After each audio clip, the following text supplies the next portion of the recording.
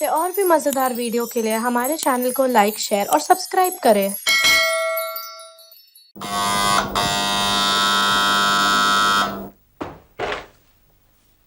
क्या बात है यार, घोड़े पर चढ़कर आते हो। 1 मिनट में 10 बार घंटी बजा दी तुमने। जल्दी जल्दी लेटर ले लो, रमेश बाबू के लिए है। कौन है रमेश बाबू? रमेश बाबू? यहाँ कोई रमेश बाबू नहीं है।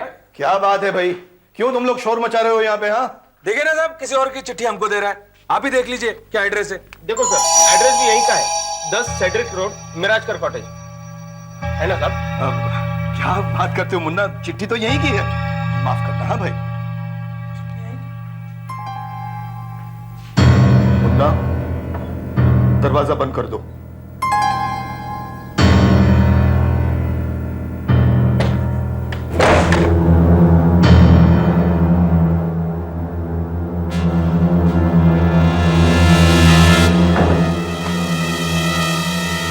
रमेश बाबू के लिए चिट्ठी मेरे पते पे कैसे आ गई? उसके बारे में किसे पता चल गया?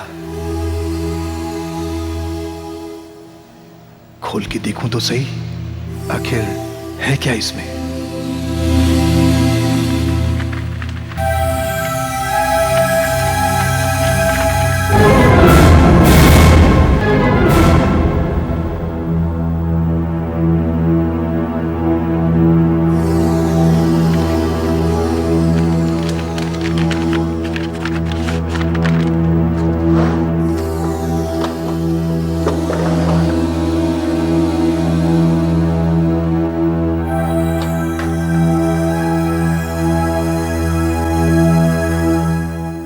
हेलो, कौन? जयेश भाई?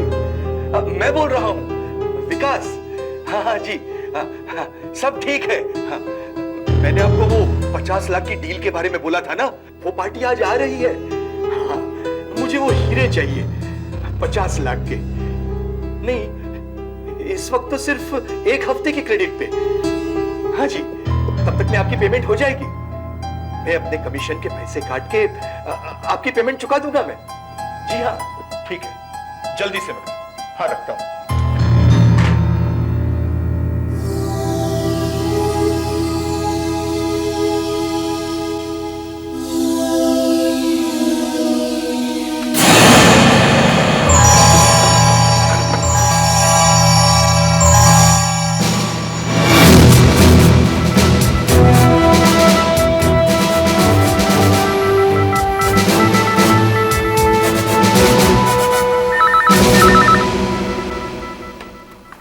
Hello, CID headquarters, ACP Pradyuman here. साहब, एक खून हो गया है। क्या खून? किसका? वो साहब। हेलो हेलो, देखिए, डरिए नहीं, आराम से बताइए, साफ साफ किसका खून हुआ है? विकास साहब का। मिस्टर विकास? हीरो के व्यापारी थे। हाँ, हीरो के व्यापारी? जी हाँ। अच्छा, खून कहाँ हुआ है? एड्रेस लिखे साहब। हाँ, address. 10 Cedric road. Cedric road. Cedric? हाँ साहब, Cedric, Mirajkar cottage. Mirajkar cottage.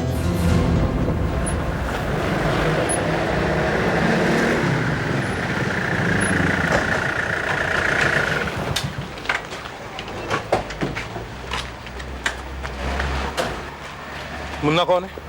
Munna यहाँ का नौकर है। अच्छा, कहाँ है वो? वहाँ अंदर है साहब।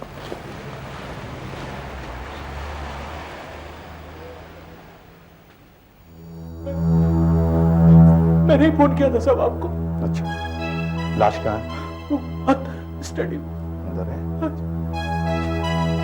किसी चीज को हाथ तो नहीं लगाया? जी नहीं, किसी को नहीं। घर में और कौन कौन रहते हैं? वो विकास साहब थे, मैं हूँ, माली है, 2 चौकीदार। तुमसे बात है। यस। सुधाकर,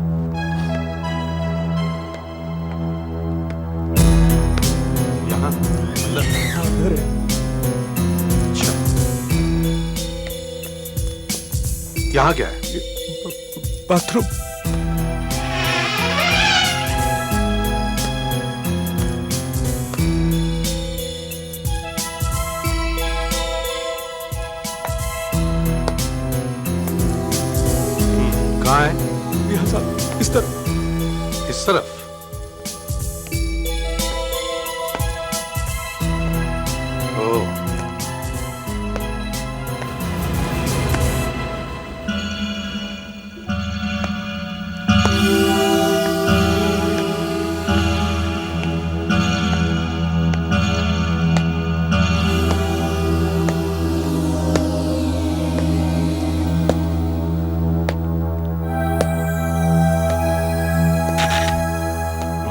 मुन्ना, बताओ यहाँ क्या हुआ?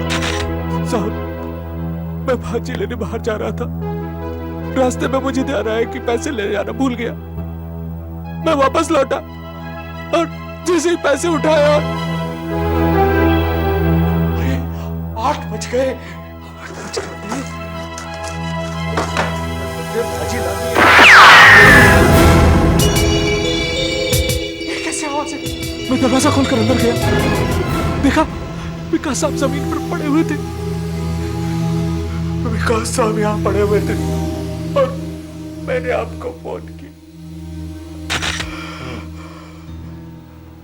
मुन्ना, तुमने जो गोली चलने की आवाज सुनी, वो कितने बजे सुनी? 8 बजे। 8 बजे। हाँ, 8 बजे मैंने घड़ी देखी। अच्छा, फिर? उसके बाद बस 1 मिनट में यहाँ पहुंच गई। 1 मिनट में तुम यहां पहुंच गए?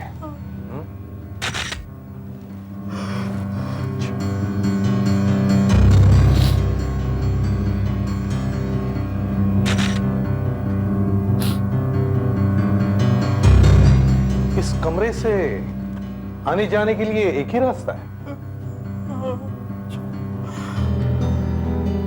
ये क्या है? ओह, खिड़की।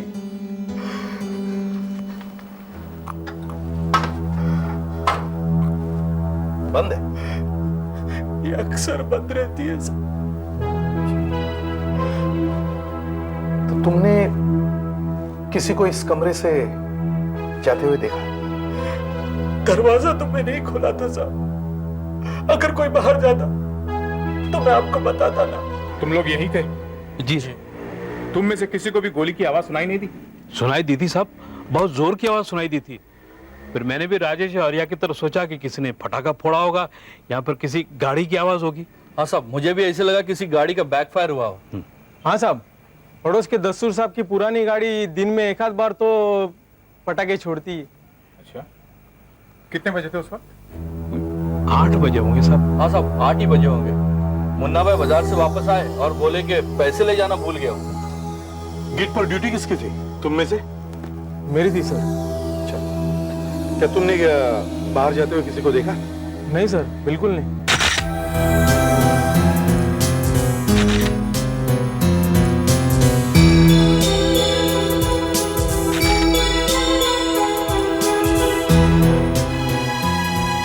उंगलियां एकदम जकड़ी हुई है, रिवॉल्वर फंसा हुआ है। लेकिन सर, राइगर मोर्टिस की जकड़न तो मौत के 5-6 घंटे बाद शुरू होती है। मगर ये राइगर मोर्टिस नहीं है, ये कैडावेरिक स्पैज्म की वजह से है। इसके बारे में मैं तुम्हें बाद में बताऊंगा।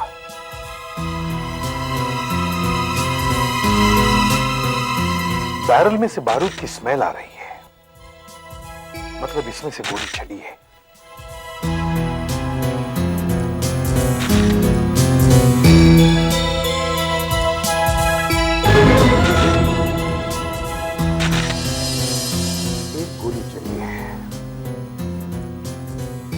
रिवॉल्वर में से एक गोली चली है, गोली यहां लगी है, हाथ में रिवॉल्वर।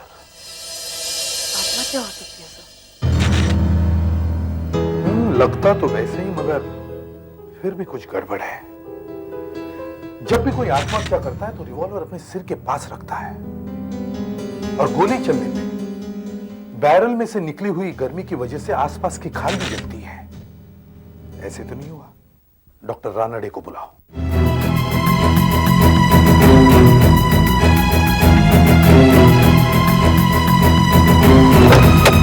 डॉक्टर साहब। हाँ एसीपी साहब, हुआ क्या? पैराफिन टेस्ट करना है, देखना इस आदमी ने गोली चलाई है कि नहीं। Oh no. और एक मां, लाओ सुधाकर, पैराफिन लाओ। इसने क्या अपने आप को गोली मार दी? कुछ कह नहीं सकते। तो फिर किसी और ने मारा?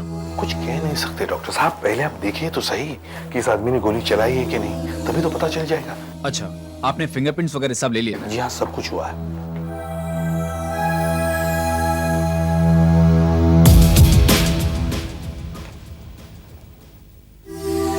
देखा, कैडावेरिक स्पैज्म। जी हाँ, वही। फिर भी थोड़ी सी मदद करिए। केयरफुल, हाँ?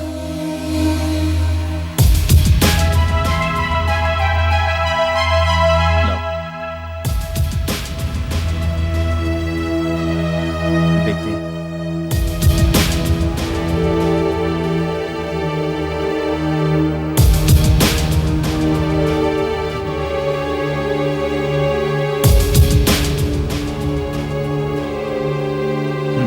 अब कैनरिन लाओ। कितना वक्त लगेगा डॉक्टर साहब? एसीपी साहब, आप तो कितनी दफा देख चुके हैं। अभी देखिए ना, अभी पता चल जाएगा।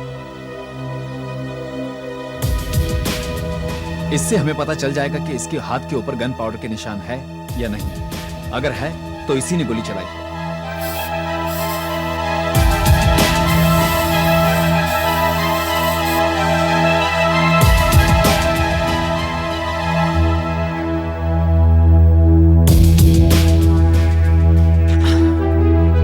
अभी पता चल जाएगा कि अगर गन पाउडर के निशान है तो इस आदमी ने गोली चलाई है।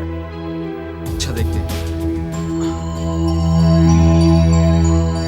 ये देखिए एसीपी साहब, गन पाउडर के निशान है। The test is positive. ये देखिए, यहां पर भी गन पाउडर के निशान है। इसका मतलब ये हुआ कि इस आदमी ने गोली चलाई है। विकास ने अपने आप को गोली मार दी? तू फोन पर क्या बकवास कर रहा है? कैसे हो सकता है ये? क्या हुआ विकास को?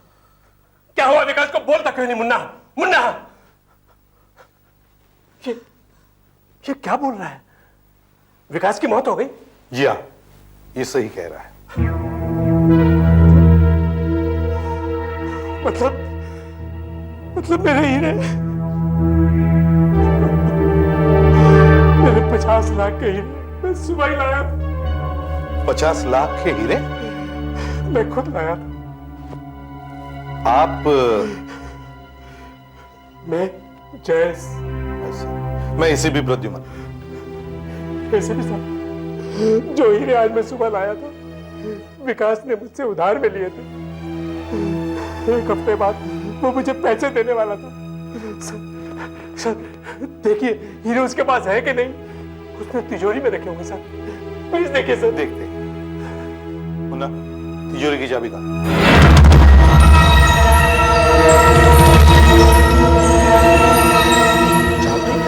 चाबी तो विकास साहब हमेशा अपने पैंट की। अरे साहब, ये तो सेफ में लगी हुई है। सेफ तो खुली है, इसमें तो कुछ भी नहीं है। क्या? तो हीरे कपबोर्ड में होंगे, उनके बेडरूम में होंगे। प्लीज ढूंढवाइए, घर में कहीं और होंगे। जाओ सब लोग कमरे चेक करो जल्दी। प्लीज मेरे हीरे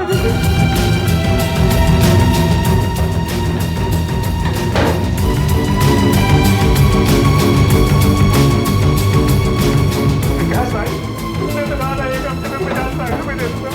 अब खुद भेजो, बताओ मेरे हीरे कहाँ हैं? अरे सर, हीरे कहीं नहीं मिले। मैंने आपको कहा था ना, हीरे मिलना मुश्किल है। कोई यहां आया, उसने हीरे चुराए, विकास को मारा और यह दिखाने की कोशिश की कि विकास ने आत्महत्या की है। लाश को यहां से उठवाओ और रूम को सील कर दो।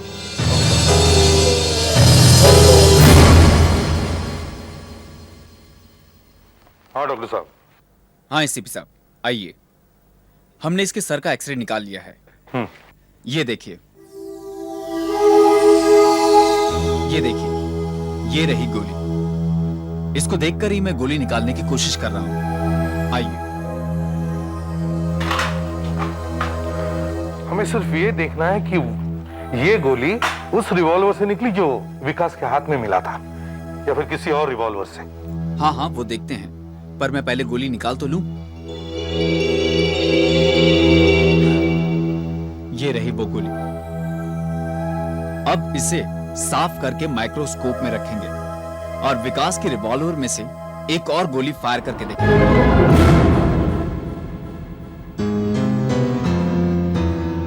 बस अभी पता चल जाएगा कि विकास की मौत उसकी रिवॉल्वर से हुई है या फिर और किसी चीज से?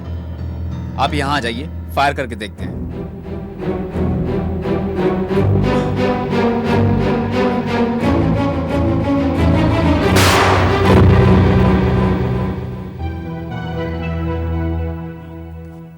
अब देखते हैं।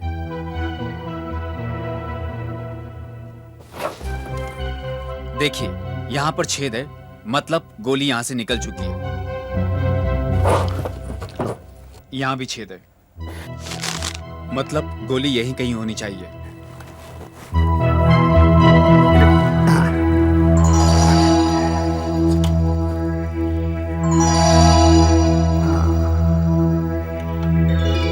ये गोली जो अभी अभी मैंने फायर की है, अब मैं इसको इस माइक्रोस्कोप में रखता हूं, और इस माइक्रोस्कोप में मैंने वो वाली गोली रखी है जो हमें विकास के सर में से मिली है। अब हम दोनों गोलियों की फोटो खींचकर देखते हैं कि दोनों गोलियों पर एक ही जैसा खरोच का निशान है या नहीं। आप फोटो खींचिए।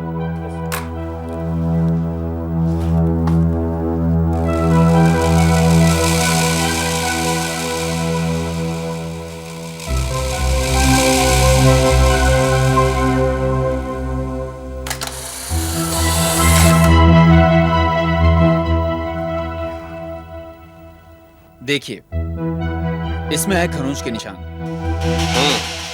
वही निशान जो फायर करने पर रिवॉल्वर की बैरल से गोली पर लगते हैं। हाँ, वही। एक बंदूक में से आप जितनी बार भी फायर करेंगे, गोलियों पर एक जैसा ही निशान लगेगा।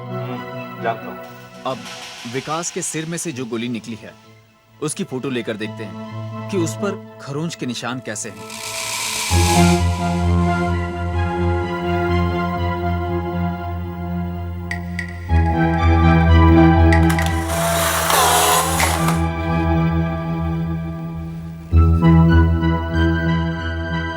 जरा वो दिखाइए। जी।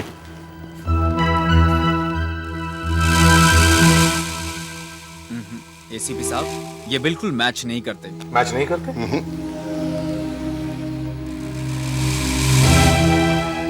मैच नहीं होते? जी हाँ। विकास जिस गोली से मरा था, वो गोली विकास के रिवॉल्वर से नहीं चली थी, वो कहीं और से आई थी। इसका मतलब है मेरा शक सही था। विकास ने आत्महत्या नहीं की है, विकास का खून हुआ है। लेकिन साहब, विकास के कातिल ने विकास के हाथ में अपना रिवॉल्वर क्यों नहीं पकड़ा दिया? हमें तो शक भी नहीं होता कि विकास का खून हो गया है। कातिल ने ये कोशिश भी जरूर की होगी, लेकिन जानती हो आशा, वो क्यों ऐसा नहीं कर सका? नहीं। कैडावरिक स्पैज्म की वजह से। कैडावरिक स्पैज्म? हाँ, देखो, जिस क्षण जिस पल किसी की मौत होती है, अगर उस समय उसके शरीर का कोई भी भाग अकड़ा हुआ हो, जैसे कि बंद मुट्ठी, तो मरने के एकदम बाद भी वो मसल्स वैसे ही वैसे एकदम जकड़े रहते हैं, जैसे बिल्कुल लॉक्ड हो जाते हैं। तो उसे हम कैडवरिक स्पैज्म कहते हैं। इसका मतलब है जिस समय विकास की मौत हुई, उसके हाथ ने रिवॉल्वर को कस के पकड़ रखा था, और कैडावरिक स्पैज्म की वजह से उसकी उंगलियां रिवॉल्वर पर जकड़ी रही। और विकास का कातिल विकास के हाथ से उसका रिवॉल्वर निकाल ही नहीं सका, तो फिर अपना रिवॉल्वर उसके हाथ में रखता कैसे? मगर विकास के हाथ में जो रिवॉल्वर मिला, उसमें से एक गोली फायर हुई थी जरूर, और पैराफिन टेस्ट से यह साबित भी हुआ है कि विकास ने एक गोली फायर की थी। अगर विकास अपनी गोली से नहीं मरा, तो वो गोली गई कहां? तो गोली यहां है सर। ओ, विकास ऐसे गिरा, मतलब उसने गोली ऐसे चलाई होगी। कहां है?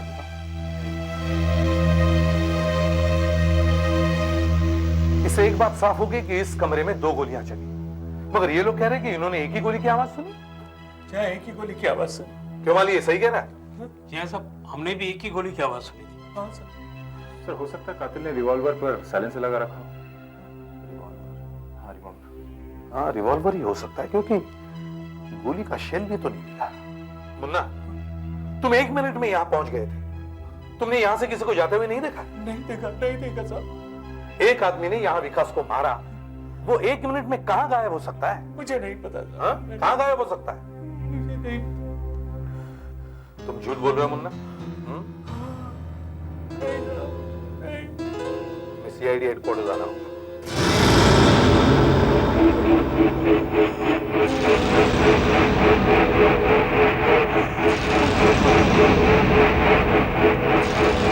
मान लो मुन्ना, कबूल कर लो कि तुमने ही अपने मालिक विकास का खून किया है।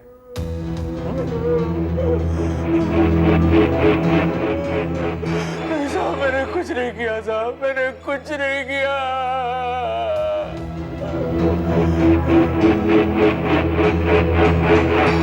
तुमने कुछ नहीं किया? तुम्हें पता था कि उस दिन जयेश 50 लाख के हीरे लाया था और तुम्हें तिजोरी की चाबी का भी पता था।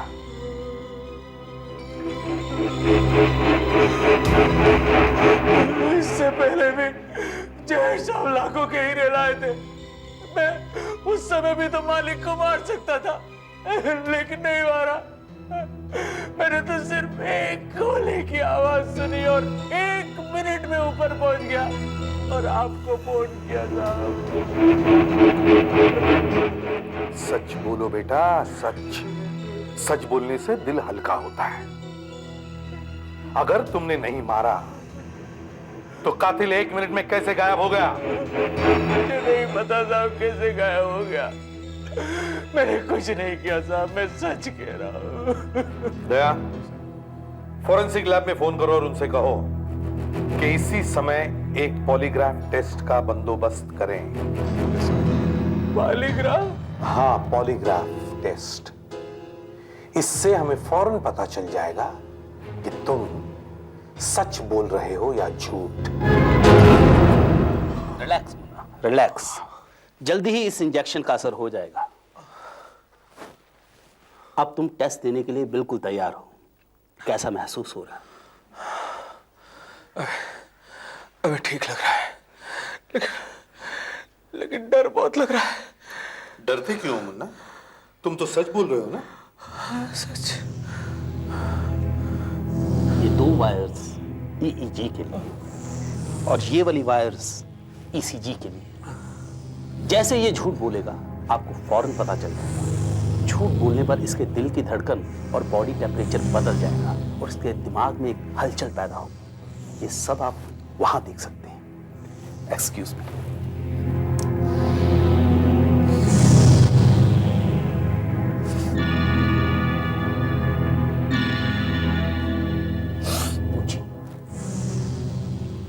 मुन्ना, कल रात तुम बाजार कितने बजे गए थे? यही कोई 7:30 बजे। 7:30 बजे। बाजार में क्या हुआ? कुछ नहीं। बाजार में कोई आदमी मिला था? नहीं। बाजार में कोई मिला था? नहीं। बाजार में कोई मिला था? हाँ, कौन था? वो मेरा रिश्तेदार। रिश्तेदार? कौन था वो? नहीं, वो दोस्त था। दोस्त था तो झूठ क्यों बोला? वो क्या है कि वो अच्छा आदमी नहीं है। अच्छा आदमी नहीं मतलब? वो एक बार चोरी की थी उसने, तो मैंने सोचा कि नाम बताऊंगा तो बात पड़ेगी, इसलिए बस। और मैं सीधा घर आ गया। क्यों? पैसे भूल गया था ले जाना। अकेले आए थे या कोई साथ में था? अकेला ही था। कोई साथ में था? नहीं, कोई नहीं। कोई साथ में था? हाँ। कौन था? वही दोस्त। फिर? वो तो दरवाजे से ही वापस चला गया था। तुम घर में अकेले घुसे? हाँ।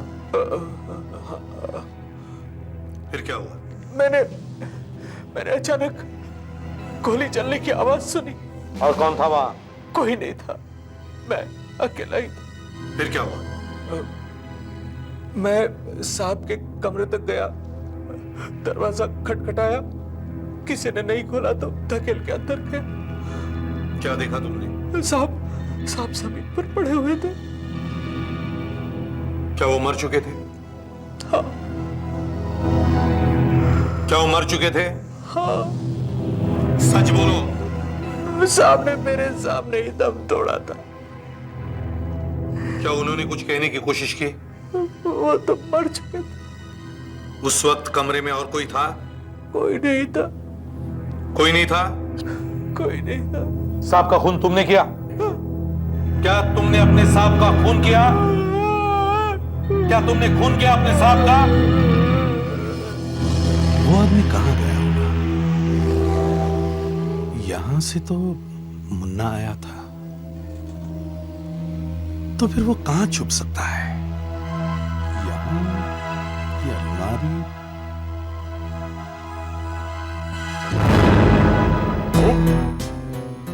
फाइलें टूटी हुई है, इसका मतलब है यहां कोई बैठा होगा। सुधाकर सर, बैठ सकते हो क्या? जरा देखो। ट्राई करता हूं।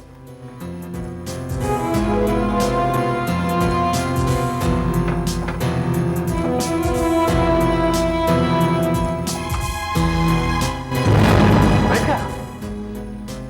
इसका मतलब है जैसे ही मुन्ना ने दरवाजा खटखटाया, कातिल चुपके यहां बैठ गया। बच गए मुन्ना।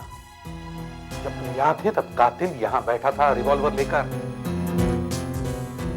तुमने फोन कहां से किया? मैंने जैसे ही साहब की लाश देखी फौरन दौड़कर बाहर गया, वहीं से फोन किया था। कातिल मुन्ना के पीछे पीछे भाग गया बाहर। अब पता चला कहां छुप के बैठा था और क्या क्या हुआ होगा इस कमरे में। क्या क्या हुआ होगा?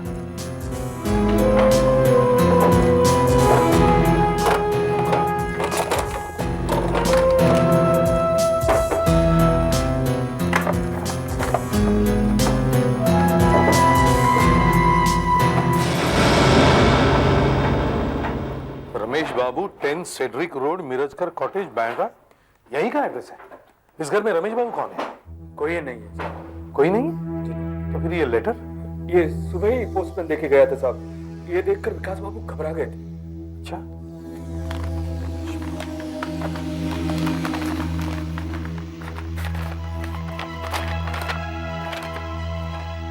कुछ भी नहीं लिखा। रमेश बाबू का लेटर इस पते पे क्यों? रमेश बाबू नाम सुना हुआ लगता है। रमेश बाबू। दया, पुलिस के रिकॉर्ड्स में चेक करो। रमेश बाबू। सर ये देखिए, मिल गया सर। रमेश बाबू और तुषार, अरे ये नाम तो यहीं सुना है। रमेश बाबू तुषार नाम के एक चोर के साथ मिलकर मद्रास के एक ज्वेलरी स्टोर में 50 लाख रुपयों के हीरे और जवाहिरात की चोरी की, आज से 6 साल पहले। प्रिंट आउट निकालो। Yes sir.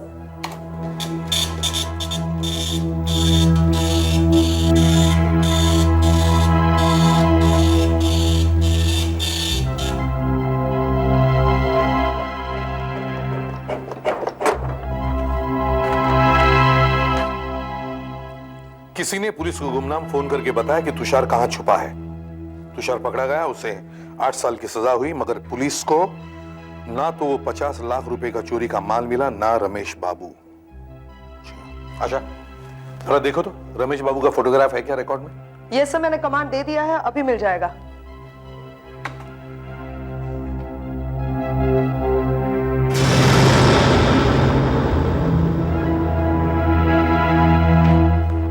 अरे क्या सर, ये देखिए।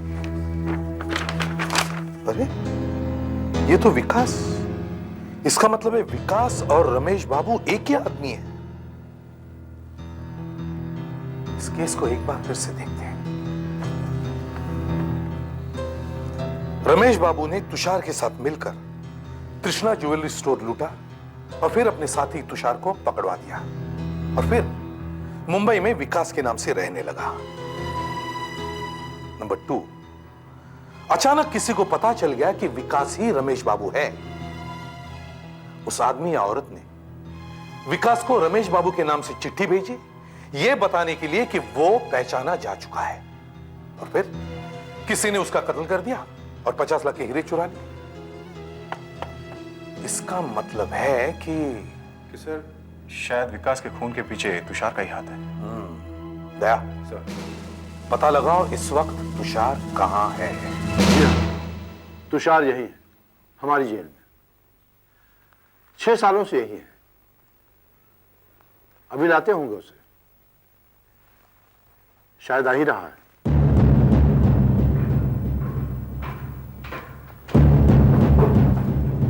ये है तुषार। तुषार, ये सीआईडी के लोग हैं, तुमसे मिलना चाहते हैं। सीआईडी? अब मुझसे क्या काम सीआईडी को? तुमसे रमेश बाबू के बारे में कुछ पूछना है। रमेश बाबू, ये नाम दिन रात मुझे सताता रहता है। मैं यहां सजा काट रहा हूं और वो वहां 50 लाख की ऐश कर रहा है। खैर, कुछ दिनों की बात और है, फिर यहां से बाहर निकलकर ढूंढूंगा उसे। उसे ढूंढने की अब जरूरत नहीं पड़ेगी। क्यों?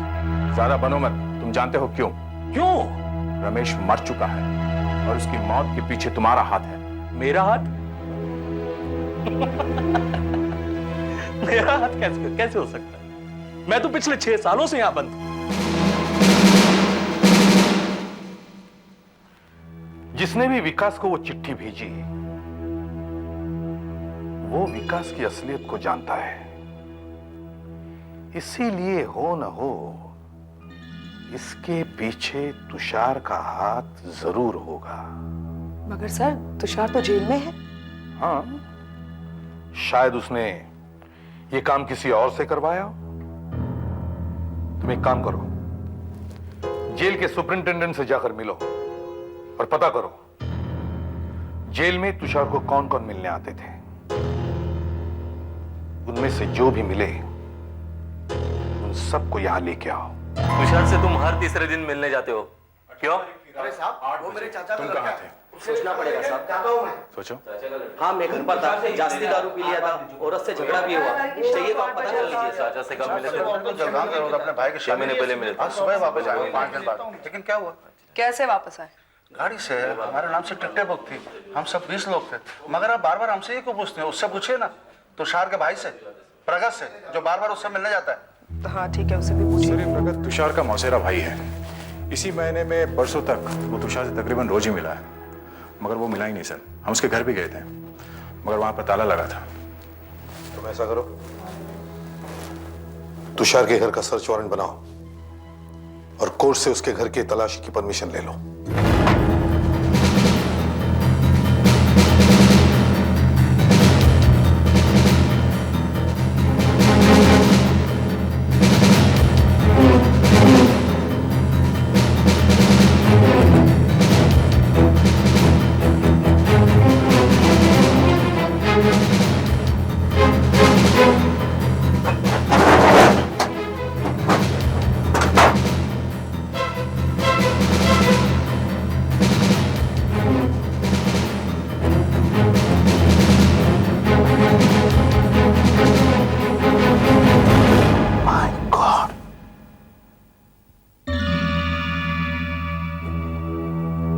अब मैं समझ गया कौन है वो।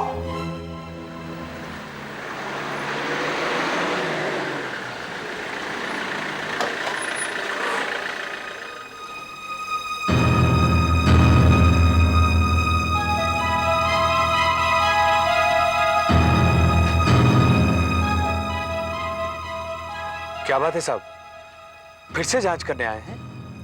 नहीं मुन्ना, हमारा काम हो गया। हमें पता चल गया किसने विकास का खून करके उसके हीरे चुराए। अरे वाह साहब, इतना जल्दी पकड़ लिया आपने उसे? जी हाँ। कौन है साहब वो? ये है वो।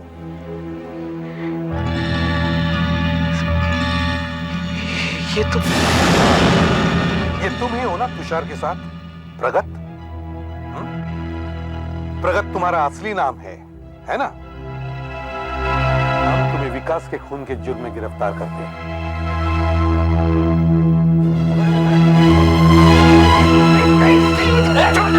बोलो, क्यों मारा तुमने उसे? क्यों नहीं मारता मैं उसे? क्यों नहीं मारता साहब मैं उसे? उसने मेरे भाई तुषार को धोखा दिया है। खुद तो 50 लाख का माल लेकर चंपत हो गया वो, और मेरे भाई को यहाँ जेल में सड़ने के लिए छोड़ गया।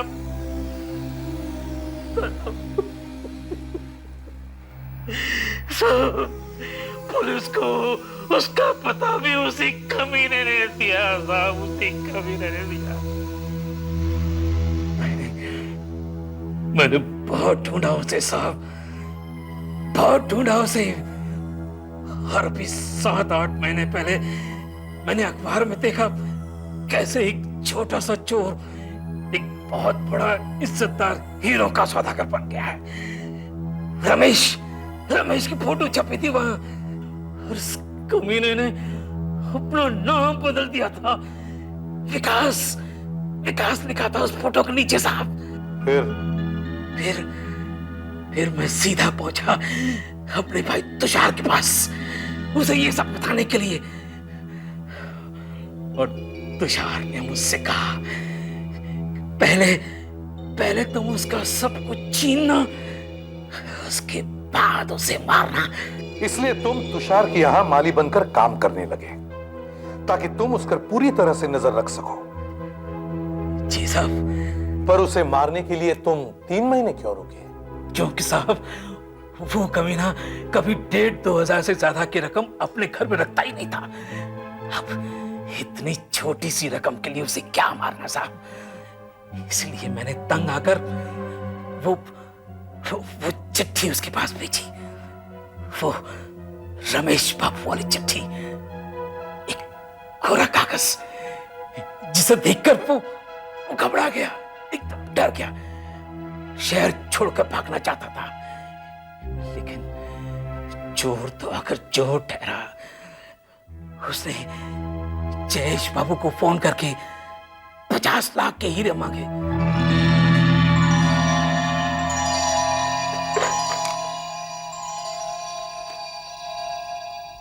Hello, distant travels. हाँ जरा रमणीक भाई को देना, मुझे एक इंटरनेशनल टिकट चाहिए। मैं इस यहाँ, ये क्या बदतमीजी है? बिना वजह मेरी स्टडी में आने का कोई मतलब? मालिक फोन काट। अगर तू बोला तो फिर ये बोलेगी। क्या चाहिए तुझे केशव? कहाँ का टिकट कटा रहा था तू? कहाँ का टिकट कटा रहा था? तेरा टिकट तो मैं काटूंगा रमेश बाबू, जैसे तूने मेरे भाई तुषार का टिकट 6 साल पहले काटा था। और सुन, आज जो तुझे खत मिला था वो मैंने भेजा था। मैंने पढ़ लिया तूने अपने मौत का वारंट। मुझे माफ कर दो, माफ कर दो मुझे। मैं मानता हूं मैंने तुषार के साथ गद्दारी की थी। देखो, मैं तुम्हें और तुम्हारे भाई को मैं माला माल कर दूंगा। मेरी तिजोरी में जो कुछ भी है वो ले लो उसे। मैं तुम्हें सब कुछ देने को तैयार। देखो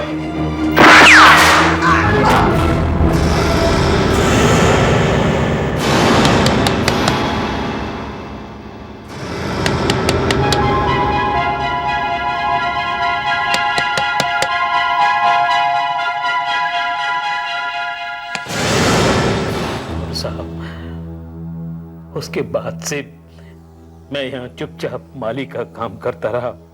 और वो हीरे और रिवॉल्वर कहाँ है? साहब वो मैंने बंगले के बागीचे में गाड़ दिए थे, ये सोचकर कि पुलिस इसे आत्महत्या समझेगी और ये केस बंद हो जाएगा। और कुछ दिन बाद मैं भी ये शहर छोड़कर चला जाऊंगा। बहुत दुखी था तुम्हारा दिल अपने भाई तुषार के लिए। अब सारी उम्र गुजारना उसके साथ जेल में।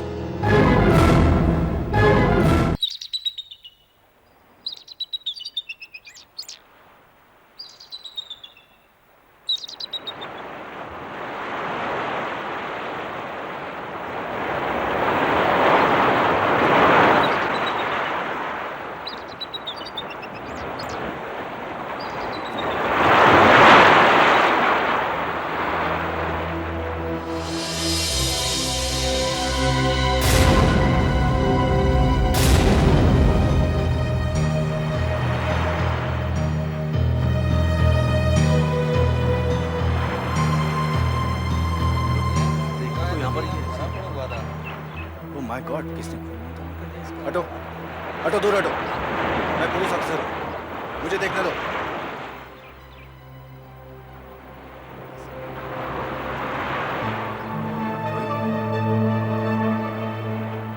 मर चुका है। आप में से सबसे पहले इसे किसने देखा? साहब जब हम यहाँ पर आए तो ये मरा हुआ पड़ा था साहब। अच्छा,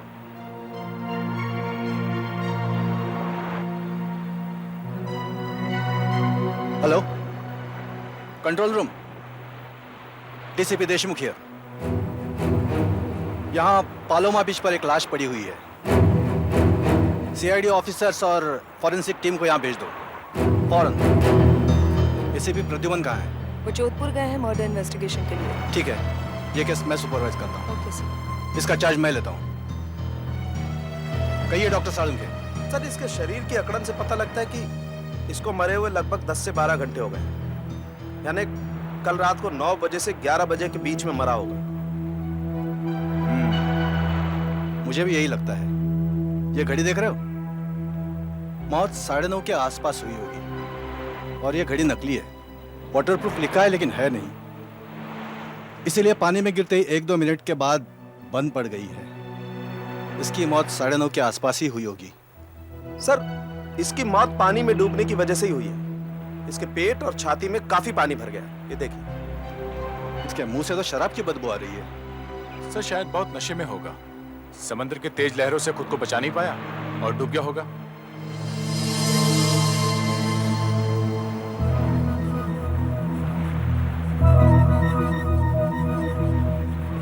पीएम रघु, 15 मेहर कॉटेज।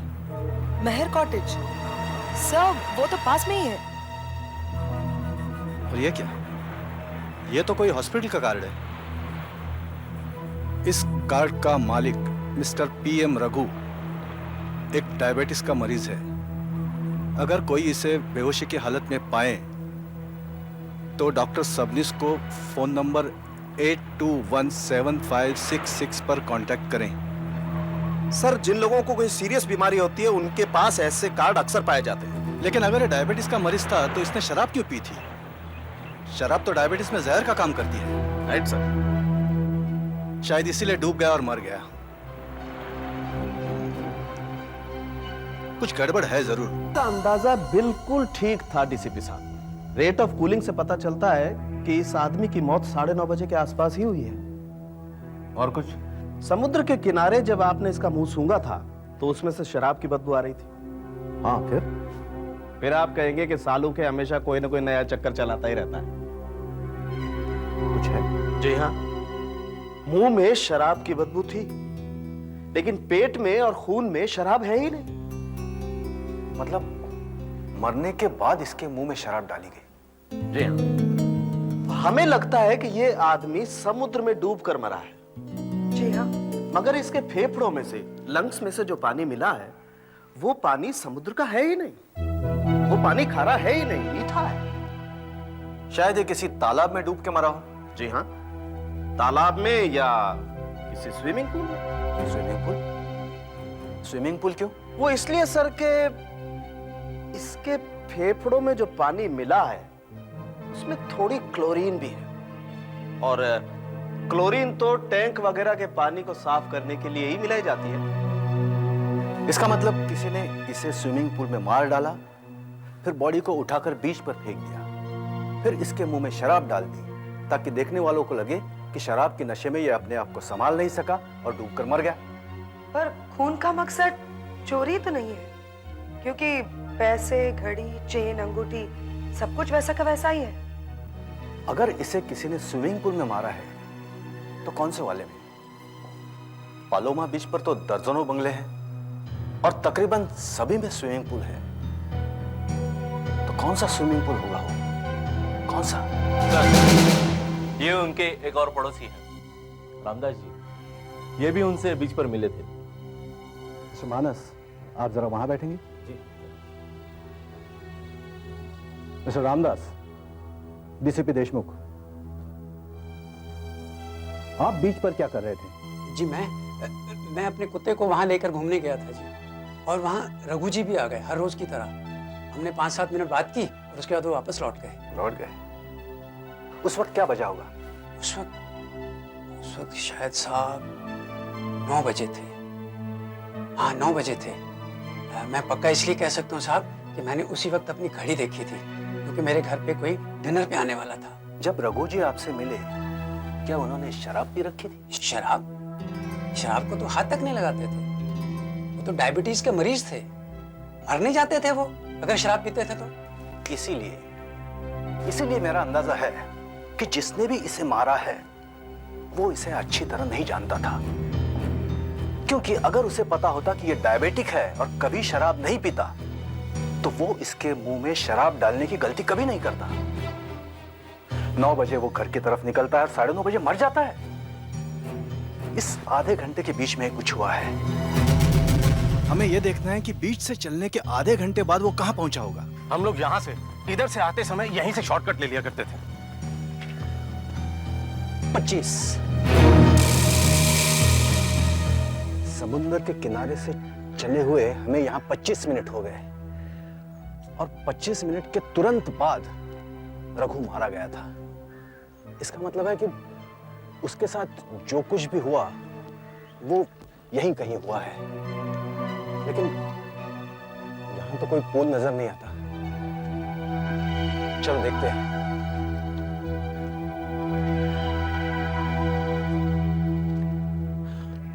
वो देखिए स्विमिंग पूल, देखा? ये स्विमिंग पूल तो शर्मा बंगलो का है। वो लोग तो यहाँ रहते ही नहीं है। अच्छा, लॉक खुल गया। चलो अंदर चल के देखते हैं। चलो।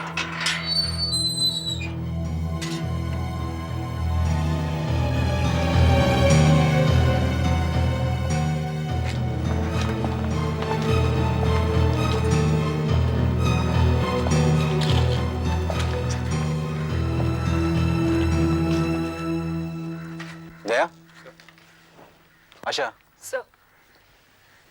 तुम लोग बंगले में जाकर देखो कोई है क्या। Yes sir.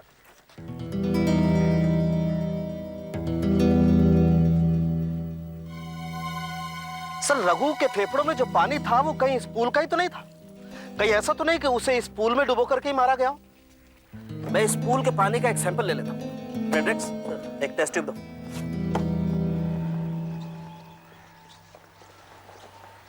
यहाँ तो ताला लगा हुआ है।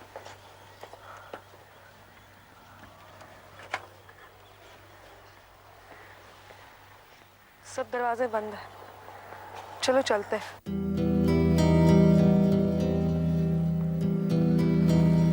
इस पानी को रघु के फेफड़ों से मिले हुए पानी से मैच करके देखेंगे। पर माइक्रोस्कोप में देखने से तो पता लगता है कि जो पानी मैं स्विमिंग पूल से लाया था वो और जो रघु के फेफड़ों से निकला था वो दोनों एक जैसे हैं। आप देखिए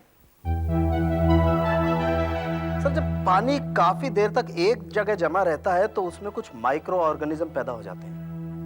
इन दोनों सैंपल्स में एक ही तरह के माइक्रो ऑर्गेनिज्म है। मतलब दोनों सैंपल्स एक ही पूल से आए हैं। सर एक टेस्ट और बाकी है। कौन सा? मैं बताता हूं।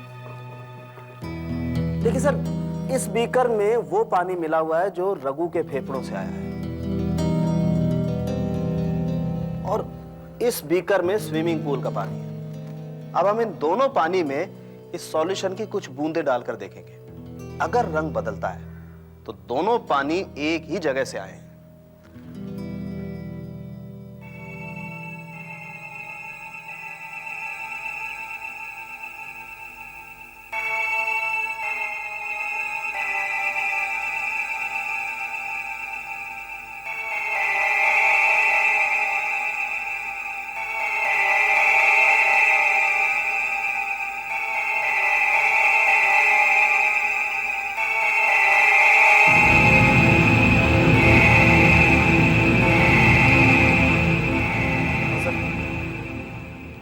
ऐसे रंग बदलेगा। अब मैं 3-4 बूंदें इसमें भी सॉल्यूशन की डाल के देखता हूं। अगर ऐसा ही रंग आया तो इसका मतलब है दोनों पानी एक ही स्विमिंग पूल से आए।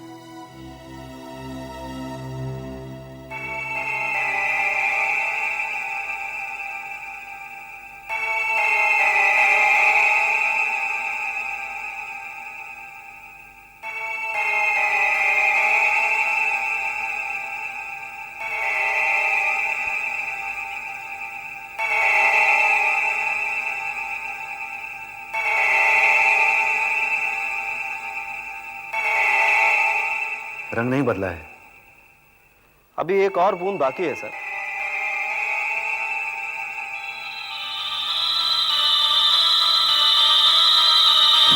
देखिए सर, रंग बदल गया। इसका मतलब है रघु को शर्मा के स्विमिंग पूल में ही मारा गया है। 9:25 को रघु स्विमिंग पूल पर पहुंचा होगा और फिर वहीं पर कुछ हुआ जिससे कुछ ही पलों में वो मर गया। लेकिन ऐसा क्या हुआ होगा कुछ समझ में नहीं आ रहा है। सर, रघु की ऐसे किसी से दुश्मनी भी तो नहीं थी और ऐसा भी नहीं लगता कि उसे किसी ने लूटना चाहा हो सकता है, हो सकता है उसने पूल के पास या फिर उस घर के अंदर कुछ ऐसा देख लिया होगा जो उसे नहीं देखना चाहिए था, इसीलिए वो मारा गया। लेकिन सर, वो घर तो बंद पड़ा है। हमें उस घर के मालिक को मिलना होगा। तुमने पता लिया है मानस से? Yes sir, 21 Clara bungalow Malabar है। मेरा तो कुछ भी खाने का मन नहीं कर रहा है, बिल्कुल भूख नहीं है। माधव, बुखार में अक्सर ऐसा होता है, तुम एक काम करो, थोड़ी दाल ले लो और इसको दाल डालो। और सुनो, डिनर के बाद टेम्परेचर जरूर चेक कर लेना। आपसे कोई मिलने आए हैं। एक्सक्यूज मी, इस वक्त आने के लिए माफी चाहता हूं, बट इट वॉज अर्जेंट। मैं डीसीपी देशमुख और यह है inspector Asha from CID. CID officers? CID हमारे यहाँ? क्या हुआ? Please please relax, it's a normal investigation. आप? जी, मैं अनीश शर्मा और ये मेरे भाई हैं प्रीतम शर्मा, ये इनकी पत्नी है प्रिया, और ये है माधव, मेरा दूसरा भाई, और ये मेरी पत्नी है शालिनी शर्मा। आपका एक बंगला मड आइलैंड पर भी है? जी हाँ, लेकिन क्या हुआ? हम लोग तो काफी समय से वहाँ गए ही नहीं। कल रात आपके स्विमिंग पूल में एक आदमी मारा गया। क्या? हमारे स्विमिंग पूल में आदमी मारा गया?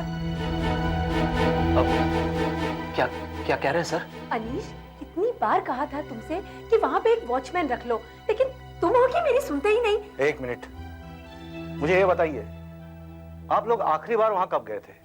हम लोग तो बहुत कम जाते हैं वहां पर। जब सबकी छुट्टी होती है तभी जाना होता है वहां। पिछली बार सितंबर में गए थे हम लोग वहां, और फिर उसके बाद हाँ याद आया, माधव ने पार्टी दी थी वहां पर। क्यों माधव? हाँ, पर उसको तो काफी टाइम हो गया है। कल आप में से वहाँ कोई नहीं गया? कल? मुझे तो पता नहीं, मैं तो कल दिल्ली में था, अभी 1 घंटा पहले आया हूँ। माधव तो बीमार है। प्रीतम, तुम वहां गए थे कल? नहीं सर, हम में से वहां कोई नहीं गया। अच्छा, मैं आपका बंगला अंदर से चेक करना चाहता हूँ, क्या उसकी चाबी मिल सकती? जी हाँ, क्यों नहीं, मैं अभी चाबी लेकर आता हूँ। चाबी कहाँ रखी है? मेरे कमरे में है, स्टील की अलमारी में। ठहरो, मैं लेके आता हूँ। तुम्हारी तबीयत ठीक नहीं है क्या? मुझे मलेरिया है। मुझे लगता है मैंने तुम्हें पहले कहीं देखा है। साहब, मैं एक स्टेज आर्टिस्ट हूँ, बहुत सारे स्टेज शोज किए मैंने, हो सकता है आपने मुझे वहीं देखा हो। हाँ, हो सकता है शायद वहीं देखा। ये तो हाई सिक्योरिटी ताले की चाबी है, इसके डुप्लीकेट बनाना बहुत मुश्किल है।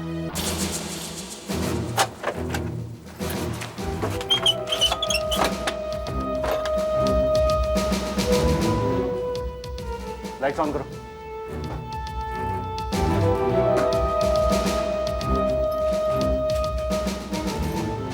लगता है फ्यूज गया है। सर, पेट्रोमैक्स ऑन करता हूँ। हाँ,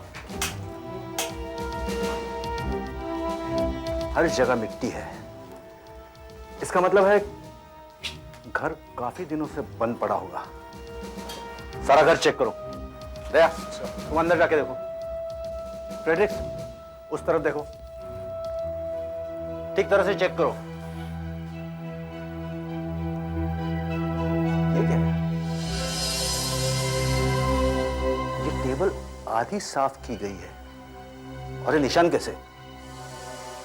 लगता है यहां पर बोतल और ग्लासेस रखे थे। सर, क्या है? सर ये देखिए सर, यहाँ पर सब जगह काफी धूल जमी है। इन बॉटल्स पर भी। पर सर इस एक बॉटल पर देखिए बिल्कुल धूल नहीं है। वाकई साफ है।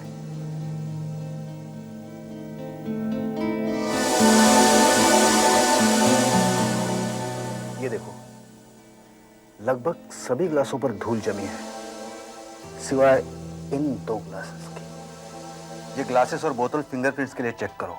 Yes sir. एक साफ बोतल, 2 साफ ग्लासेस। लगता है किन्हीं 2 लोगों ने यहां बैठकर शराब पी है।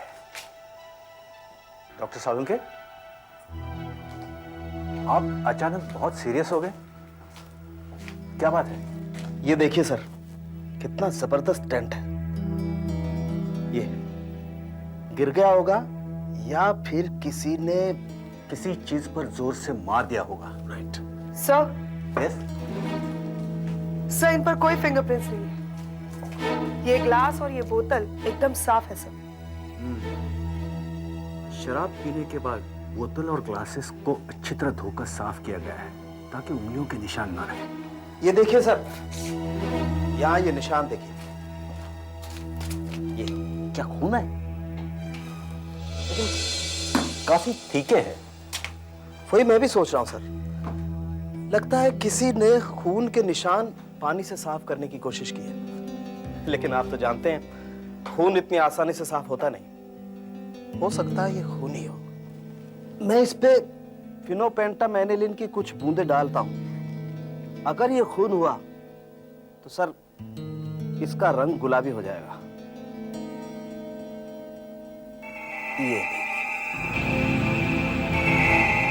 ये गुलाबी, ये खून ही है सर। और खून बहाने के लिए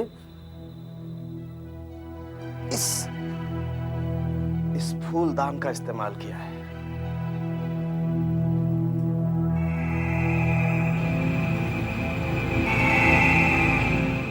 इस पर डॉक्टर, आप इस खून का सैंपल लीजिए और ये पता लगाइए क्या ये किसी इंसान का ही खून है। Right sir.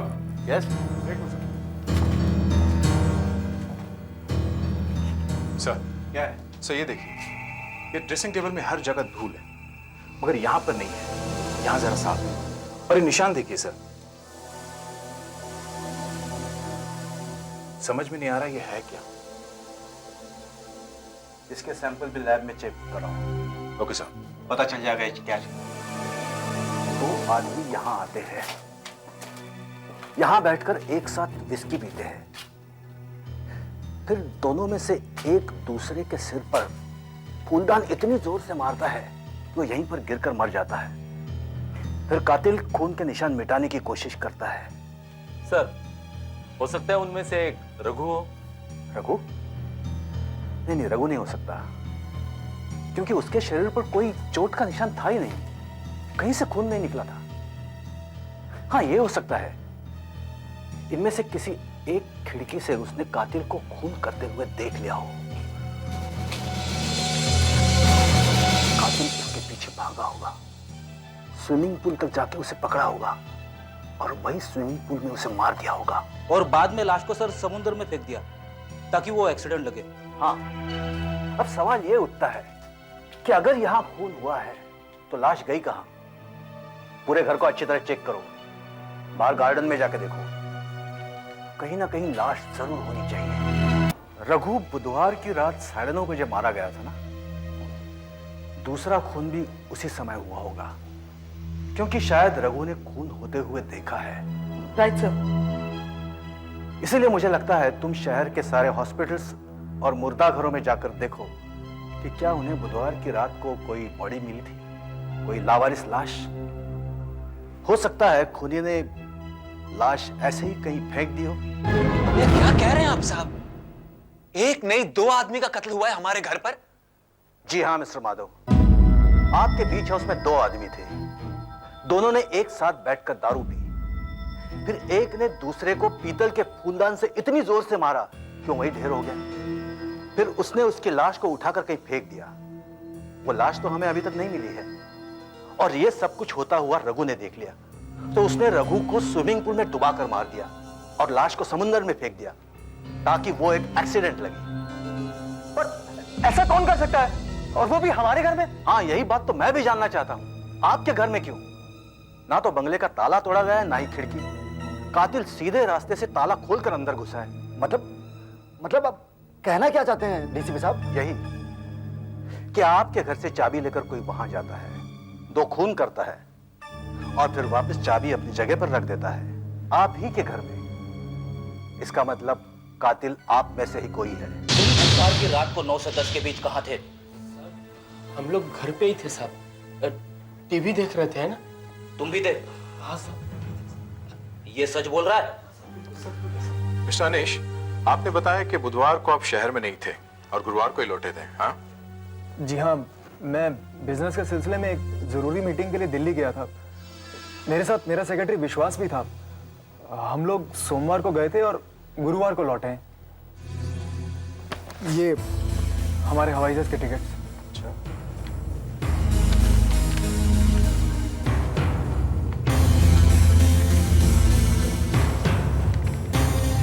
बुधवार की रात 9 से 10 के बीच क्या आप दिल्ली में ही थे? जी हाँ, 5 बजे हमारी मीटिंग खत्म हुई थी। फिर हम वापस होटल में आ गए और फिर हमने अगले दिन का प्रोग्राम तय किया और सारा पेपर वर्क खत्म किया। अच्छा।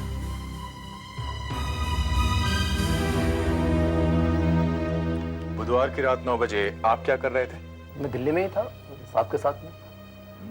करीब 9 बजे हमने खाना खाया एक साथ और 12 साढ़े 12 बजे तक हम लोग काम करते रहे। उसके बाद मैं अपने कमरे में आ गया और आकर सो गया। आप बुधवार की रात 8 से 10 बजे के बीच में कहाँ थे? हम लोग कुलाबा में एक फैशन शो देखने गए थे। Fashion show? जी, हमारे साथ हमारी फ्रेंड्स भी थी, नीता और कौशल्या। उस रात हम लोगों को घर लौटने में काफी देर हो गई थी, करीब 1:30 बजा था, है ना? हाँ जी जी। कहाँ रहती है आपके फ्रेंड्स? वो कहाँ रहती है? बैंड्रा। बुधवार रात 9 से 10 के बीच आप कहाँ थे? मैं फिल्म देखने गया था। फिल्म देखने? जी। कौन से थिएटर में? रॉक्सी थिएटर पर। रॉक्सी थिएटर में कौन सी फिल्म? पल दो पल। रॉक्सी में पल दो पल? जी। 9 से 12 का शो था, इसलिए घर आते आते 12:30 बज गए थे। आप अकेले गए थे? जी। वो टिकट है आपके पास? टिकट तो नहीं है मेरे पास। मैंने काफी ढूंढी लेकिन मुझे मिली नहीं। मुझे मलेरिया है। वैसे भी इतने दिनों से घर से बाहर नहीं निकलता था। अपने रिहर्सल पर भी नहीं जा रहा हूं मैं। तो बुधवार की रात आप घर पर ही रहे होंगे? जी, और कहाँ रहूंगा, घर पर ही था, दवाई खाकर सो रहा था। पर उस रात आपको किसी ने देखा नहीं। शायद आपने नौकरों से कह रखा होगा कि कोई डिस्टर्ब ना करे। हाँ? जी हाँ साहब, मुझे बड़ी मुश्किल से नींद आती है, इसलिए मैंने उन्हें कहा था कि मुझे डिस्टर्ब ना करे। तो इसका मतलब ये हुआ कि जब बुधवार की रात को आप घर पर ही थे, तब रात 8:30 से 12 बजे तक आपको किसी ने नहीं देखा। सर, मैंने शहर के सारे मुर्दाघर एक एक करके चेक किए। ये 4 लाशें हैं जो बुधवार की रात को मिली हैं। ये लाश हमें कांदीवली के कचरे के ढेर में मिली है। सर पर चोट के निशान हैं। और सर, ये लाश हमें ट्रॉम्बे के पास मिली है। ये चाकू से मारा गया है, अभी तक इसकी शिनाख्त नहीं हुई है। और वो सर, इस लाश की जेब से एक मिल वर्कर का कार्ड मिला है, नाम है किशोर कुमार। लगता है इसने मिल की छत पर से कूद करके आत्महत्या की, क्योंकि इसके शरीर पर बहुत सारी चोट के निशान हैं। अकेला रहता था, अभी तक इसके परिवार वालों से कोई कांटेक्ट नहीं हुआ। और ये लाश ये ट्रेन के नीचे आकर कट के मर गया है। इसकी हालत तो बहुत ही खराब है। यहाँ सर, ये मलाड की पटरियों पर मिला है। इसकी भी अभी तक शिनाख्त नहीं हुई। आप ऐसा कीजिए, इन लाशों का सूखा हुआ खून शर्मा के बंगले में मिले खून से मिलवा के देखिए, हो सकता है कुछ मिल जाए। ठीक है सर, मैं डीएनए टेस्ट के लिए भेज देता हूँ। सर, आपको याद है शर्मा के बंगले में उसकी ड्रेसिंग टेबल पे हमें कुछ मिला था, चिपचिपा सा? हाँ हाँ, क्या हुआ? क्या है वो? सर, काफी मेहनत के बाद मुझे पता चला कि वो स्प्रिट गम है। जिसे एक्टर लोग नकली दाढ़ी मूंछ चिपकाने के लिए इस्तेमाल करते हैं।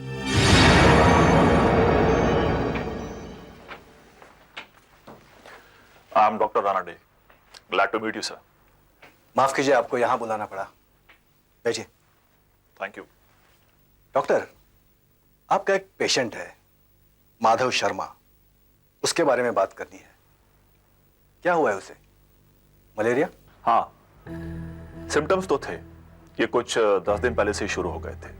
तेज बुखार, सर्दी लग रही थी और बहुत कमजोरी भी थी। आपने ब्लड टेस्ट तो जरूर किया होगा? हाँ, पर वो तो नेगेटिव था। नेगेटिव? तो फिर आप कैसे कह सकते हैं कि मलेरिया है? सर, कभी कभी मलेरिया का पैरासाइट ब्लड टेस्ट में दिखता नहीं है।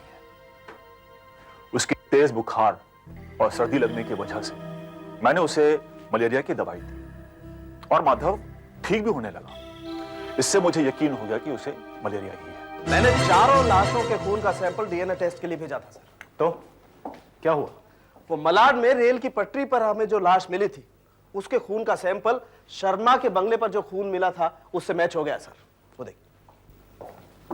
इसका मतलब है यह आदमी रेल के नीचे कटकर नहीं मरा है। शर्मा के बंगले में यह मारा गया, वहां इसका खून हुआ और फिर रेल की पटरी पर फेंक दिया गया। एक बात और सर, ये देखिए, ये तो चाकू का घाव लगता है। ऐसा ही एक घाव पेट पर भी है। दो चाकू के जख्मों के निशान। ऐसा करते हैं, इसके उंगलियों के निशान ले लेते हैं। हो सकता है इसके फिंगरप्रिंट्स हमारे रिकॉर्ड में हो। सही, हमारे रिकॉर्ड से मैच हो रहे हैं। ये फोटो देखिए सर। धनिक लाल।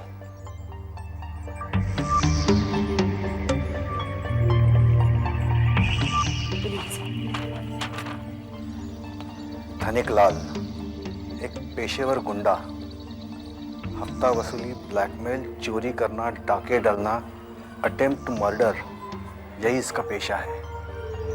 2 बार जेल जा चुका है। चाकू रखता है, कोई साथी नहीं। पिछले 1 साल से किसी जुर्म में फंसा नहीं। आखिरी पता 15 सुजन चाल, पारसवाड़ी।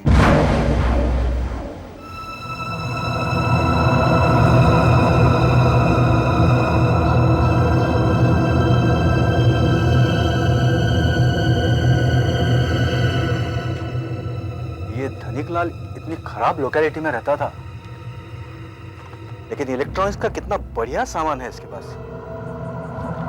भैया, इन सब के सीरियल नंबर नोट कर लो। सर, ये देखिए सर। कैमरा? निकॉन? इसका भी नंबर नोट कर लो। Okay sir. आदमी काफी शौकीन था। क्या है? पैसे 1000-2000 होंगे सर। गिन लो और नंबर नोट करो। Yes sir.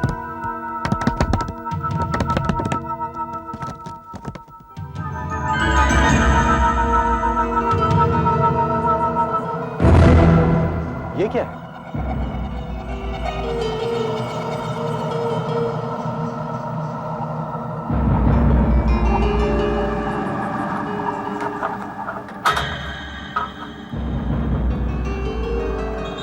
ये तो किसी लॉकर की चाबी है।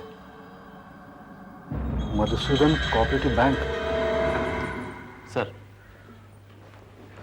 सर, ये अजीत शर्मा के मर्डर और डकैती की फाइल है। क्या क्या चोरी हुआ है? Music system, VCR, television set, Nikon camera और ज्वेलरी।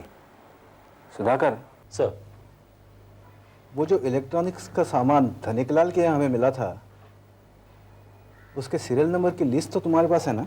हाँ सर, ये रही। I can't believe it.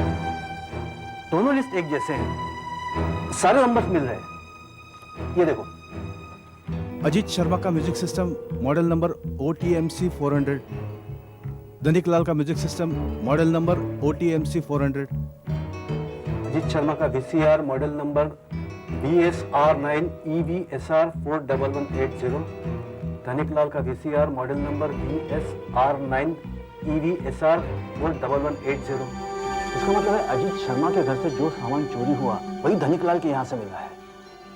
Dhanik Lal ने ही अजीत शर्मा को मारा है। सर फैन के ऊपर से जो चाबी हमें मिली थी उससे हमने मधुसूदन बैंक का लॉकर खुलवाया। उसमें से हमें ये सब मिला है, 1 लाख रुपए, ज्वेलरी और ये अलग अलग बैंकों के पासबुक्स हैं। ये क्या कह रहे हैं डीसीपी साहब? जी हाँ, जो आदमी आपके बीच हाउस में मारा गया उसका नाम था धनिक लाल। इसी आदमी ने पिछले साल आपके घर में डाका डाला था जिसमें आपके अंकल का खून हुआ था। क्या ये क्या कह रहे हैं? कुछ समझ नहीं आ रहा। मैं समझाता हूं प्रीतम साहब। धनिक लाल का आपके बंगले में खून हुआ। मरने से पहले उसने वहीं बंगले में बैठकर उस आदमी के साथ विस्की पी जिसने उसे मारा। अब आप ही बताइए, जो आदमी आपके अंकल का खून करता है, आपके घर में डाका डालता है, वो आप ही के बंगले में क्या कर रहा था? हमें पता लगा है कि आपके अंकल का खून करने के बाद धनिक लाल को कहीं से काफी सारा पैसा मिलने लगा और हमें लगता है कि आपके घर में से ही किसी ने आपके अंकल को मारने के लिए धनिक लाल को बहुत सारा पैसा दिया है। ये क्या हमारे घर से पैसा दिया? अब जो मर्जी बोल रहे हैं। बात यहीं पर खत्म नहीं हुई। धनिक लाल और पैसे मांगने लगा, ब्लैकमेल करने लगा, तो आपके घर के आदमी ने उसे बंगले पर बुलाकर हमेशा के लिए चुप कर दिया। सर ये देखिए, हमें माधव के कमरे में से ये नकली दाढ़ी मूछे, ये विग और स्पिरिट गम मिले हैं सर। मैंने कोई खून नहीं किया साहब। साहब मैं सच कह रहा हूं, मैंने कोई खून नहीं किया। मैंने कोई खून नहीं किया साहब। दया, अपने डिपार्टमेंट के डॉक्टर से इसके सारे टेस्ट फिर से करवाओ। इसका बुखार, इसकी सर्दी, इन सब पर अच्छी तरह नजर रखो ताकि हमें पता चल सके कि सच्चाई क्या है। Okay sir. और तुम मिस्टर प्रीतम, तुम्हारा कहना है कि तुम फिल्म देखने गए थे, वो भी अकेले, और तुम्हारे पास टिकट भी नहीं है। आशा, जरा वो फाइल देना।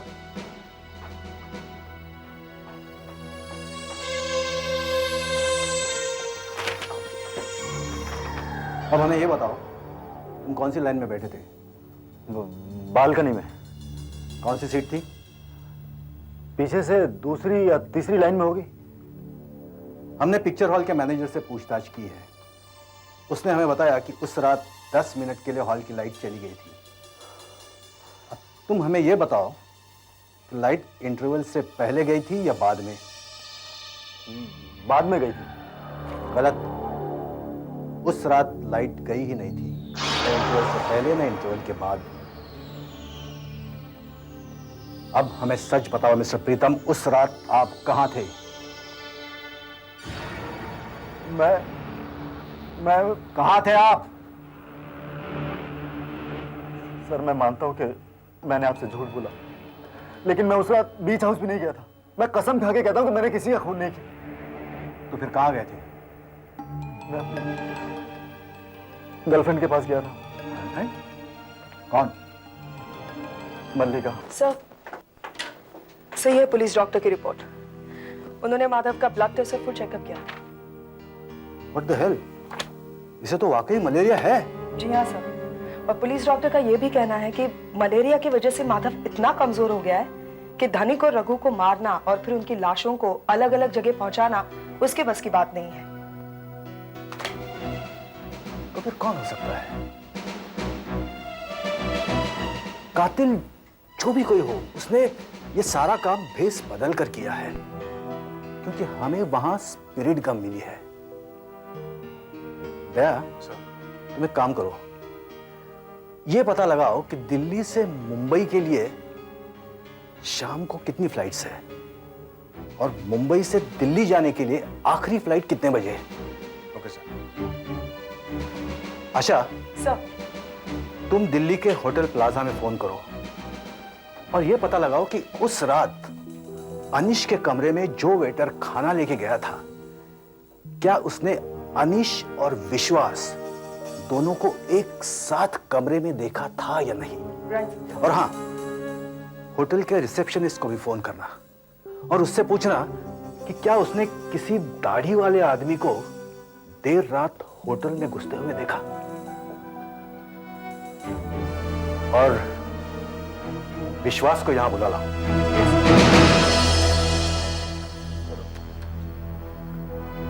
सर, विश्वास को लाया।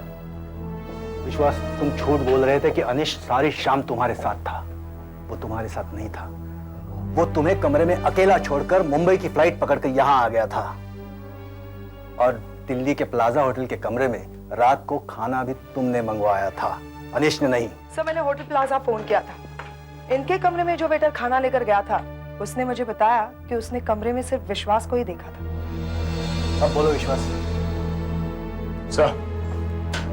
सर, दिल्ली से मुंबई के लिए शाम को बहुत सारी फ्लाइट्स हैं। अनीश किसी भी एक फ्लाइट में आ सकता था और मुंबई से दिल्ली के लिए एक फ्लाइट रात को 10:30 बजे है और दूसरी 11:30 बजे है।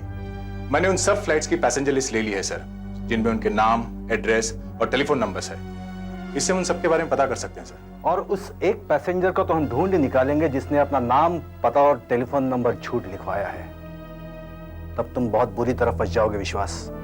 अब भी मौका है, सच सच बता दो। बताता हूँ सर, सब कुछ सच सच बताता हूँ सर आपको।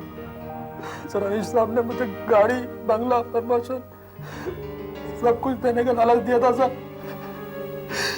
इसलिए मैं अब तक मेरी नौकरी खतरे में पड़ गई थी सर। हाँ सर, मैंने ही मारा उन दोनों को। दरअसल मुझे मेरे बिजनेस में दिन पर दिन नुकसान होता चला जा रहा था और उसे संभालने के लिए मुझे बहुत सारे पैसे की जरूरत थी। इसलिए तुमने 14 महीने पहले धनिक लाल से अपने अंकल का खून करवाया। तो फिर धनिक लाल ने मुझे ब्लैकमेल करना शुरू कर दिया था। तो तुमने उसे ही मार डाला। तुम दिल्ली भी इसलिए गए कि कोई तुम पर शक न कर सके। बुधवार की रात को तुम दिल्ली से नकली दाढ़ी मूछ लगाकर मुंबई आए। अपने प्लान के मुताबिक बीच हाउस पर पहुंचे और धनिक लाल के आने से पहले दाढ़ी मूछ उतार दी। फिर मैंने उसके साथ बैठ के एक टेबल पर विस्की पी और फिर शायद किसी काम के लिए वो उठने लगा तो मौका पाकर तुमने उसके सिर पर फूलदान दे मारा और वो मर गया। धनिकलाल की बात तो मैं समझ सकता हूँ, लेकिन तुमने रघु को क्यों मारा? उसे तो मैं जानता भी नहीं था साहब। वो अचानक पता नहीं वहाँ कैसे आ गया। शायद मुझसे ही गलती से पीछे का दरवाजा खुला रह गया था। तुमने उसे देखा, उसके पीछे भागे और स्विमिंग पूल में उसे डुबाकर मार डाला। फिर घर में जाकर नकली दाढ़ी मूछ लगाने लगे, पर इस बार गलती से थोड़ी स्पिरिट कम डाइनिंग टेबल पर गिर गई, जो हमें दिख पड़ी। धिक्कार है तुम पर। चंद पैसों के लिए तुमने अपने अंकल को अपने घर में मार डाला। धिक्कार है तुम पर।